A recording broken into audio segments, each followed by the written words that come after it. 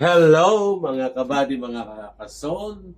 Welcome back sa aming channel. Papatingin ko muna yung aking dalawang kaibigan. Si Sol muna. Good morning mga ka-vlog.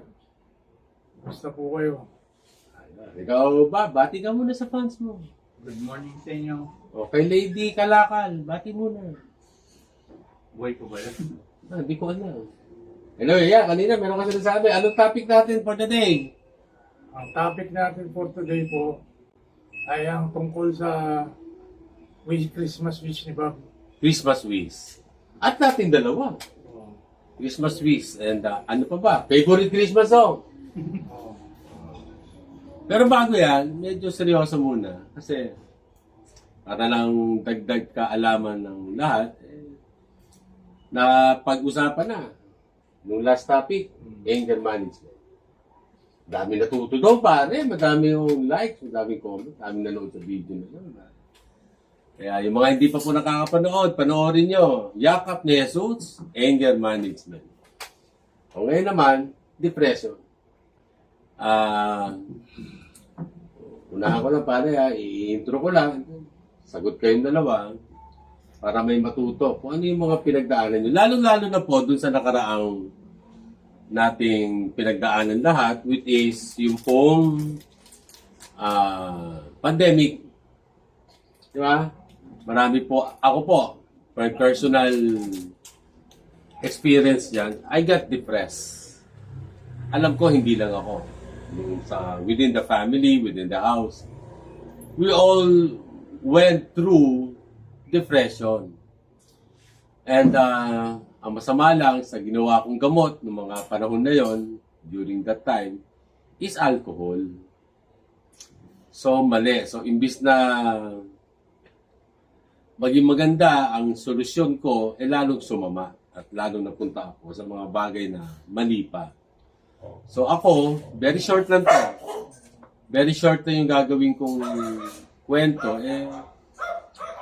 Mali na ang depression ay, number one, hindi pinag-uusapan. Mali yun. Diba ba? Dapat, pag malungkot ka, unang-una, idasal mo. I-surrender mo kay Lord. Kaya may crisis center. Mayroong crisis center. And you need always family support. Kailangan maiintindihan mo yung nade-depress mo kapamilya, dadamayan mo, kakausapin mo kung ano yung pinagdadaanan. Whether it's not pandemic, whether meron siyang problema, merong nawala sa kanyang buhay, whether nakipag-break, or namatayan, or nawala ng magandang Parang gamit. girlfriend lang ni Bob yan. Parang girlfriend lang niya. So, Break sila. to make may kwento short, depression, hindi mo pwedeng solohin. Dapat yan, tulong-tulong, sama-sama. And ako, maling-mali ang ginawa ko, ang ipinalit ko, ang sinama kong kasama nung ako'y depressed, si paring Alfonso. Totoo yun, pare, nakaka-isang bote ako Alfonso everyday. So, mali po yun, huwag natin gawin yun, kaya ilabas nyo, makipag-usap kayo, sabihin nyo sa mga kasama nyo yung pinapagdaanan nyo, and magdasal. I-surrender nyo kayo.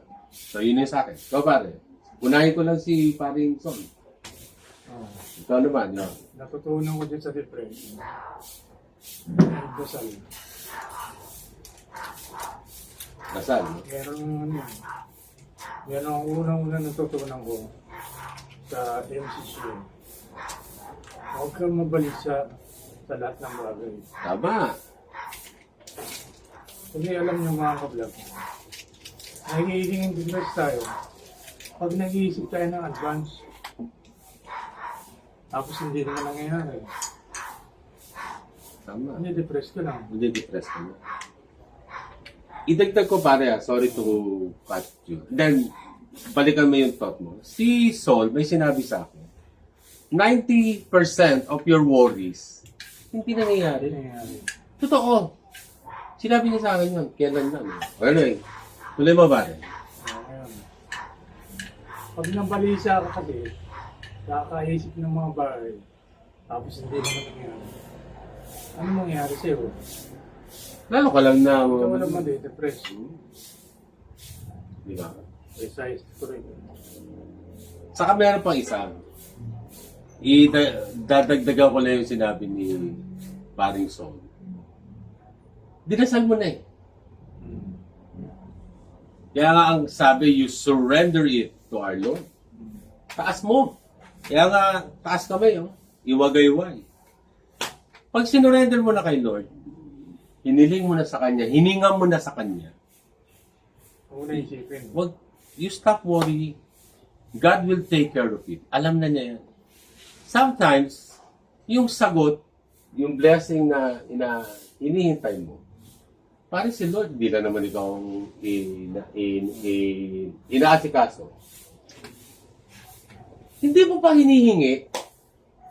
Pinackage na yon, pare. Ipinadala na yon. Hindi lang sa lala mo, mas maganda yung kanyang courier, may mga pakpak. Di ba? Ipinackage na yun, but sometimes you need to wait for it. Patience. Yun po, isa ko pang naaral during my depression. You need to have a lot of patience and faith and trust to our Lord. O ikaw ba? Ano may i-share mo dyan sa usapang depression? Forward ka, forward. Lakas mo boses mo. Depression. Na-depress lang ako nung nagkaiwalay kami ng misis ko. Oh. Okay. Kakaisip ko sa kanya, next ko ako. Yun nga yung kwento mo, di ba? Tapos nahihirapan ako magalit ng trabaho dahil kaya siguro umalis yung layas na ako ng misis. Masakit pero kaya naman. Pero, if I may add to that, yung kasing salita mo na, kaya ka iniwan baka. Hindi, alam mo ko minsan, ngayon ko lang din to na-realize. Ito kaya to, iniwan, nasira yung electric pan eh, pinalo eh. Iba naman yun. Ay ba yun? Maraming dahilan ng ating mga mahal sa buhay na hindi lang yon ang dahilan kung bakit tayo iniwan o nakapag-iwalay na o sumuko na. Pare, minahal ka nun eh. Tulad ng pagmamahal mo. Pare, ang natutunan ko, hindi isang pagkakamali lang, hindi isang pagkukulang natin ang naging dahilan kung bakit tayo iniwan na ating mahal sa buhay. At hindi rin isa ang magiging dahilan para magkabalikan kayo. Dapat patunayan natin lahat. Patunayan mo kasi ba? Patunayan mo. Hindi lang isang dahilan para balikan tayo. Hindi porket sinabi mong game na. Hindi porket sinabi mong okay ka na. Okay ka na. Marami din dapat dahilan. Kasi kung bakit tayo iniwan, maraming dahilan. O, tuloy mo na, sorry. Sorry to cut that. Okay na. So, na-depress ka. Okay. Noong wala kang trabaho. Oo, wala akong trabaho. Pero pwede ko magtatrabaho kaya lang parang ayaw talaga sa akin ng magtatrabaho. Tadhana. Totoo yan. Hindi na totoo. Pero sana makapagtrabaho ko. Bakit hindi totoo yun? Follow up mo. Maraming bagay ba? Pwede hindi natin kontrolado. Sabagay, siguro. Wala tayong kontrol. Pero nasa pananalig din. Tama. Malay mo, nasa tabi lang ng taong magbibigay sa trabaho. Cut ko lang po. Commercial break. Cut. Kettle po. Maawa naman kayo kasi yung kettle ko, dinupang. Nadupang eh. Wala akong magagawa na ron eh. Makonsensya ka naman. Bigyan mo naman ako ng gamit ko. Anyway, tuloy mo. Kung meron ka na, kung meron ka konsensya. Kung wala, manunubat. Anyway, tuloy mo ba? Sorry po ah. Okay. Oh, yan. Ito yung mga, Tuloy mo. yung wish mo na makauwi sa Pampanga, mangyayari yun. In In God's God's perfect time. perfect. Oh, dinadasal mo ba every night? Gabi-gabi. No, Dasal mo. Mamayang Nagsimba ka na ba? Linggo na naman. So, kaya lang, hindi ko alam ang schedule ng tao. Alamin mo. Hindi na kumamaya dito sa ano. Alam mo, ito, kwento ko. Sister Vicky, Bible verse po to. Gusto ko na pong ulit mag-aral ng ating salita ng Diyos. Anyway, Lazarus, kwento ni Lazarus. Oh. Lazarus ba? Lazarus. Namatay siya, di ba? Di ba pwede naman buksan ni Lord yun kahit hindi niya inutos doon sa mga tao? Yung kanyang himlayan? Oh. Pwede niya buksan yun eh. Siya yung ating Panginoon eh. Kaso, anong ginawa niya? Inutos niya. Bakit niya inutos? Diba? Kasi, utos niya, hindi kasi, Nawa niya. hindi yun. Kasi, siyempre, tayo mga tao, kailangan naman kumilos tayo. Gusto lang ni Lord makita na galaw, para sinabi ni Lord, galaw-galaw din pag may time. Tama? Bob? So, yan, sinasabi mo, hindi mo alam schedule. Ano dapat mo alamin? Meron na nga misa eh. O meron ng service. Kasi may schedule ako doon, kaya lang hindi ko kabisado yung kung anong oras. O ano nga dapat gawin? Kabisaduhin mo. Alamin mo. Parang yung si Lord, kaya niyang buksan yung pintuan eh.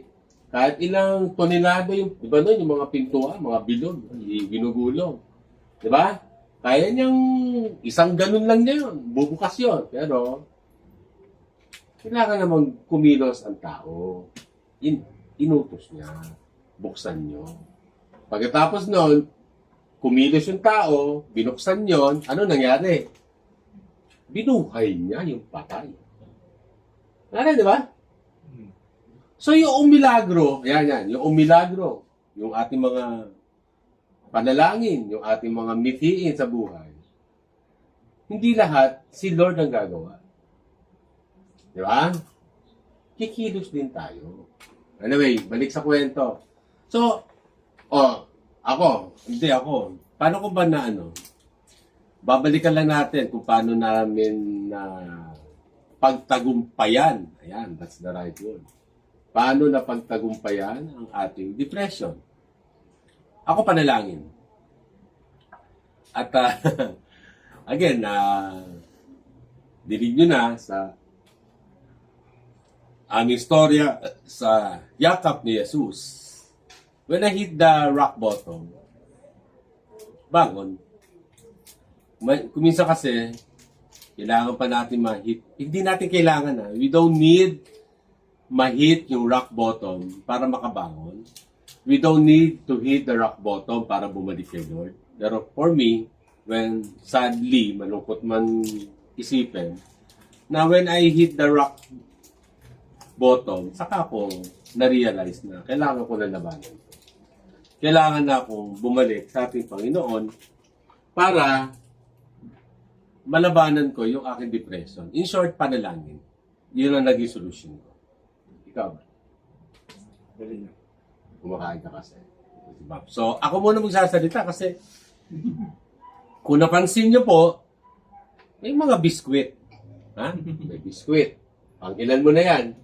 Ano ba? Ano ba? May biskwit. Kahit late. Di ba late?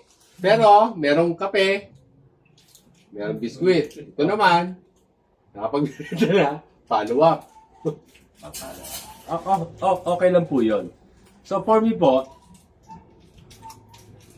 pananalig sa ating Panginoon, pagsuko, yan po, isinuko ko sa Kanya, at nagtiwala ko ulit na malalagpasan ko lahat. That's how I cope with my depression. Diba? So,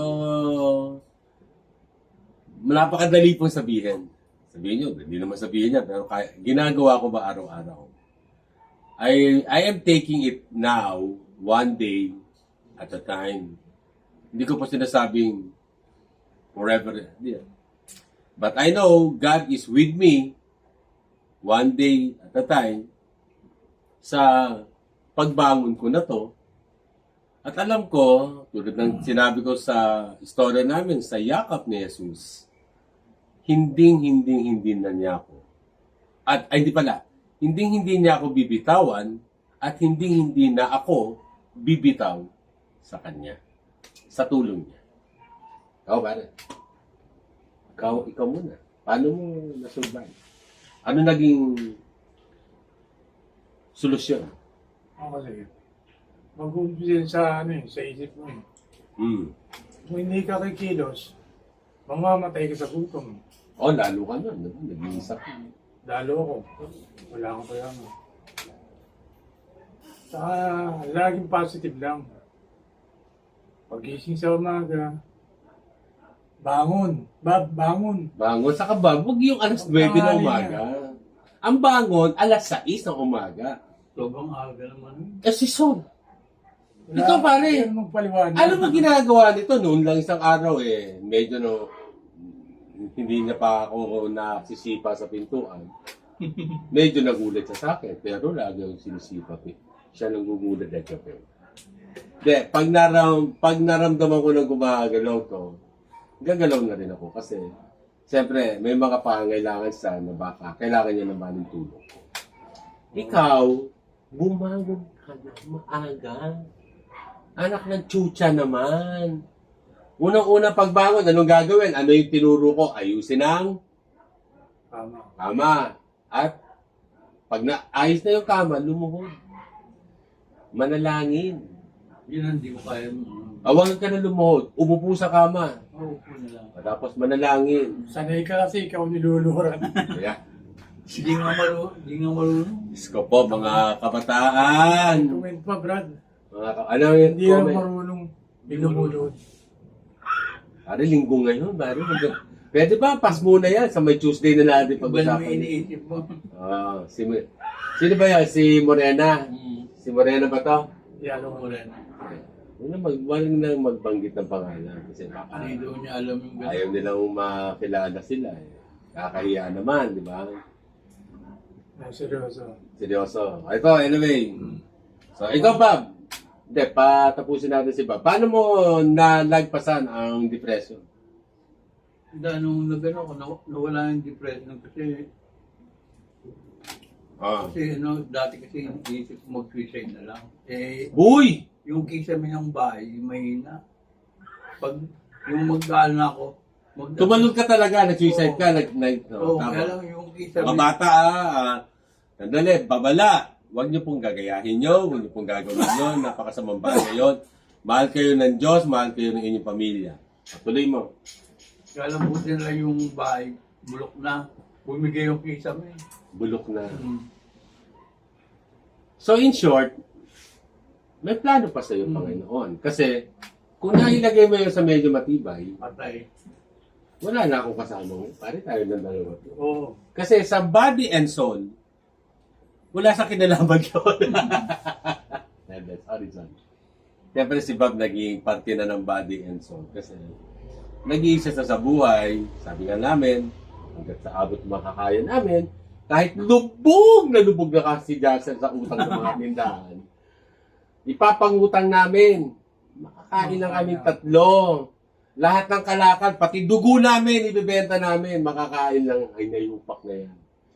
Pero, kidding aside, mahal, meron pa plano sa ang Panginoon. Meron pa sigurado. Hindi yung manghala ng mga ngalakal. Biro yun. So, ano yun sa tingin mo? Hindi. So, sinubukan mo mag-suicide. Hindi nangyari. O paano mo pa nalagpasan yun? Bumalik siya kayo, no? Pagsimba. Bumalik ka kayo? So, MCGA din sa amin. pananampalataya. Nakarating na ako ng palit dahil sa MCGA. Ilang taong ka na bang miyembro? Siguro dalawa pa lang. 2 taon. Ito, Pampanga na rin. Buti nga ito, apalit na eh. Maganda sa apalit. Talaga. So, nabuhay muli ang iyong pananampalataya. So, Nakilala si Karina. Diba? Yun ang ayoko makakalimutan. Kapatid mo yun. ito si Karina. Visit. Kung tumira dito. Visit na babae. Kaya pala nung bago umalis, pagkarating ko, tinatanong ka. Hindi pa kita kilala nun. May nakaraan sila. Parang may nakaraan. Nakadiri. No? Doon nga sa kwarto, baka meron kayong ginawa doon. Meron pa akong underwear na nakita. Walang yan. May nakita pa. Pero biro, may nakita siya, itim. Itim! Bikining itim. Sabi ko, pare naman, sabi ko dito. Ba't naman dito mo pa ginawa? Nag-ano ako, linis eh. Sariwa pa eh. Nala niya sa akin. Kala ko dito. Sabi ko, pare, meron pa dito na iwang underwear. Ikaw yun. Hindi wala. Alam mo ang tatak? Ano ba underwear? Ha? Ano tatak? Victoria's Secret. Ba't ano yan? Kayo yung Karina yun. Kaya nga, iniwan pa sa'yo. Maldita yung babae. Tinapon mo ba? Siyempre, tinapon mo kagad. Siyempre. Ang baho na. Sorry po sa mga kumakain. Mga bata, huwag nyo gagayahin talaga itong topic. Bad influence. Bad influence. Pero mabait ako. Ito mo girlfriend ko. 3 lang. O, tamo. Sandali. Tatlo lang. Sandali. Babalikan ko, mahal mo pa. Yan na. Mahal pa rin. Ba't meron 3 girlfriend? Yung pangatlo kasi naganda lang. Ano yan? Huwag ka naman Reserva? paliwanag. Ha? Para lang gulong. Meron ka reserva. Parang nilang tuwa lang kasi ako doon mo eh. Kasama mo. Companionship. Ano, nag-asawa na. Hindi ko alam. Bakit ko? Kaya tanong ko nga eh. Alam mo, Ganito.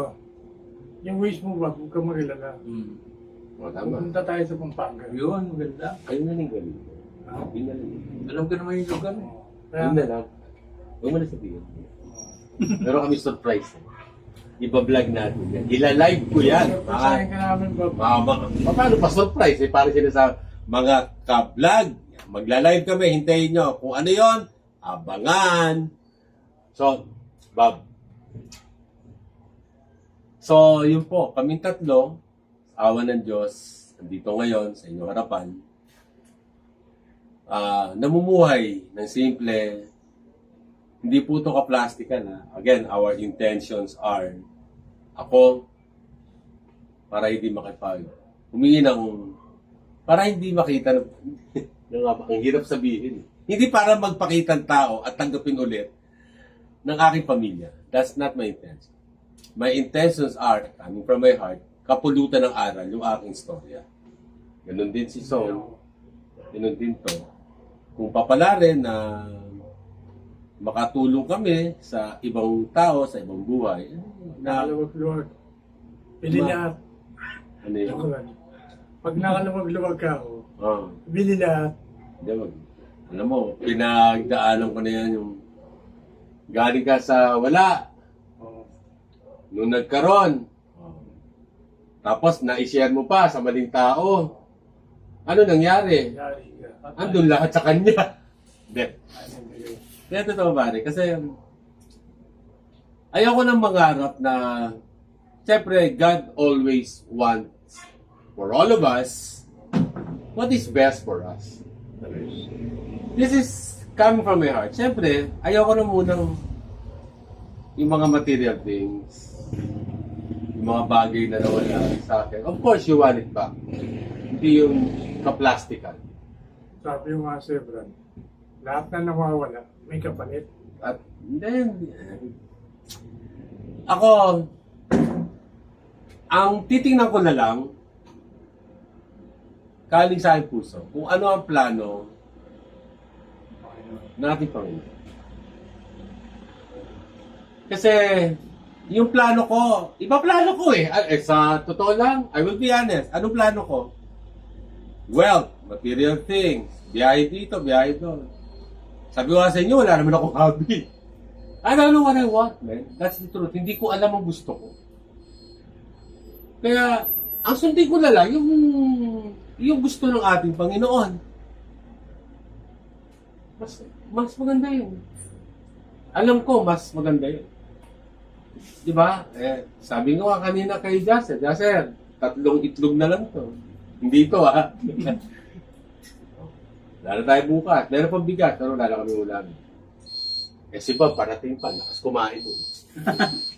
Biro lang ba? Kain ka dito lagi. Kain ka dito lagi.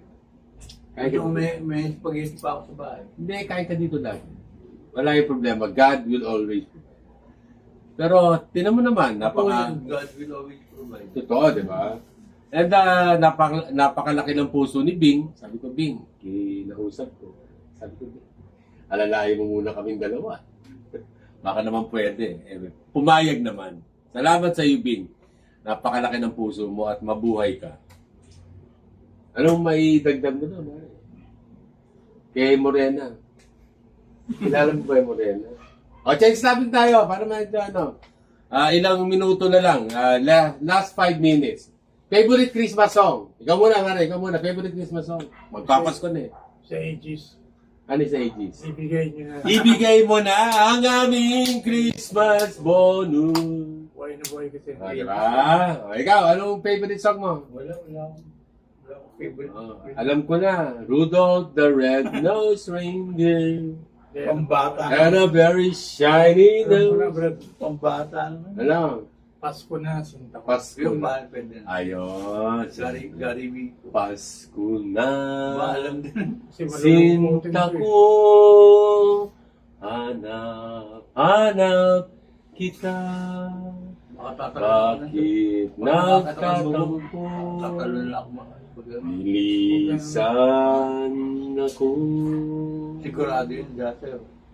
Ako ang favorite Christmas song. Silent Night. Maliit pa ako kasi lalo na nung naintindihan ko yung ibig sabihin. Sipin mo, yung ating Panginoon, hari ng langit, hari ng mundong to, kanya lahat to eh. Pero dumating siya sa mundong to nang napakasimple. Totoo yun. Wala man lang announcement, wala man lang vlog, walang vlogging, wala man lang tahimik, kaya nga Silent Night.